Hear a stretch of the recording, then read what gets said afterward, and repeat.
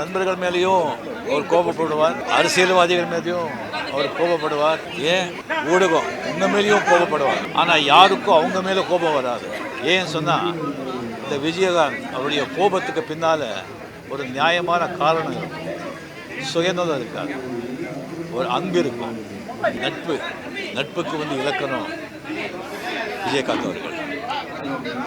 அவரோட ஒரு வாட்டி பழகிட்டா வாழ்க்கை பூரா அதை மறக்கவே முடியாது. அவருடைய அன்புக்கு எல்லாருமே அடிமையாகிடுவாங்க. அதனால்தான் அவருக்கு அத்தனை நண்பர்கள் அவருக்காக உயிரே கொடுக்க ரெடியாக இருக்காங்க. நண்பர்கள் மேலேயும் அவர் கோபப்படுவார், அரசியல்வாதிகள் மேலேயும் அவர் கோபப்படுவார், ஏன் ஊடகம் இந்த மேலேயும் கோபப்படுவார். ஆனால் யாருக்கும் அவங்க மேலே கோபம் வராது. ஏன்னு சொன்னால் இந்த விஜயகாந்த் அவருடைய கோபத்துக்கு பின்னால் ஒரு நியாயமான காரணம் இருக்கும், சுயநலம் இருக்காது, ஒரு அன்பு இருக்கும். அவர் ஒரு தைரியத்துக்கும் வீரத்துக்கும் இலக்கமானவர். அவர்கிட்ட பழகினவருக்கு எல்லாருக்குமே அவரை பற்றி சொல்கிறதுக்கு எவ்வளவோ நினைவுகள் இருக்கும். எனக்கு எவ்வளவோ இருக்கிறதுல ஒரு ரெண்டு முக்கியமானது.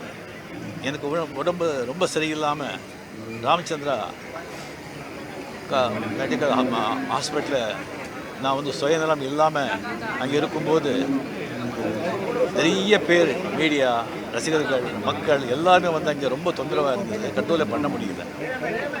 அப்போ விஜயகாந்த் அங்கே ஒரு 5 நிமிஷத்தில் அது என்ன பண்ணாலும் தெரியாது, எல்லாரையும் அங்கேருந்து சொல்லி கிளியர் பண்ணி வீட்டில் என் ரூம் பக்கத்துலேயே எங்கள் ரூம் போடுங்க, யார் வராங்க நான் பார்க்கலாம், நான் பார்த்துக்கிறேன் அண்ணன்னு சொன்னாங்க. அது குடும்பத்தில்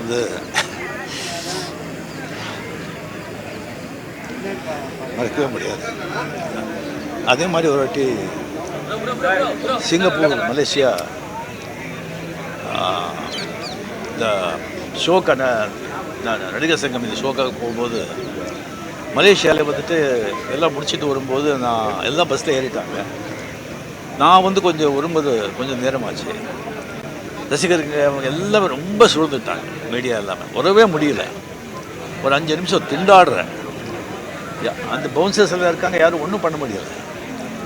அவர் பஸ்ஸில் பார்த்துட்டு இருக்காரு. அப்படியே இறங்கி வந்தார், இந்த டவல் போட்டு ஒரு 2 நிமிஷத்தில் எல்லாரையும் அடித்து விரட்டி அப்படியே பாதி ஆக்கிட்டாங்க. அப்படியே பாதியாக்கி அப்படியே பூ மாதிரி கொண்டு உட்கார வச்சு, என்ன உங்களுக்கு ஒன்றும் இல்லையே, நீங்கள் சௌக்கியமாக இருக்கீங்களே, ஒன்றும் ஆகலையேன்னு கேட்டாங்க.